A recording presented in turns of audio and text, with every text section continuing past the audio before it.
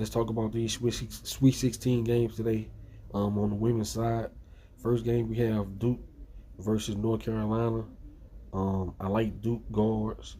I like Aluche also. I mean, you talking about a young lady that can just do everything. She can go get assists. She can go rebound the ball. She can put the ball in the basket. Action Jackson, Reagan Richardson. Think they're going to be too much for North Carolina again today. Although North Carolina is familiar with this team, and when you have familiarity with a team, it can kind of help you. You know, you can kind of try to game plan, but I think Duke is just too strong right now. They on a roll. They've beat, they won their conference tournament, and they continue to win in the postseason. But like I said, North Carolina is familiar with them, but I'm taking Duke.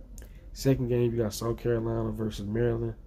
I think if Maryland have any chance in this game, they're going to have to get on the boards and dominate the boards. And they're going to need probably 25 to 30 from Cheyenne Sellers, as well as other players with experience to, follow her lead and get buckets.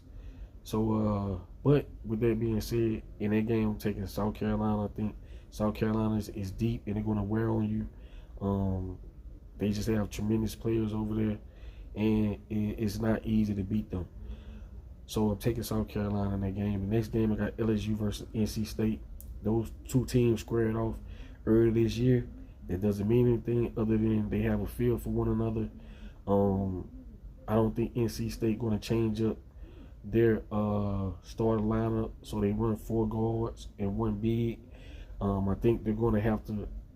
I think, me personally, I'm thinking that West probably come out with a little zone on LSU, try to throw a zone at LSU, to try to throw them off a little bit and keep them, just not coming downhill on them and not throwing the ball down low to Anissa and her going to work on Madison Hayes.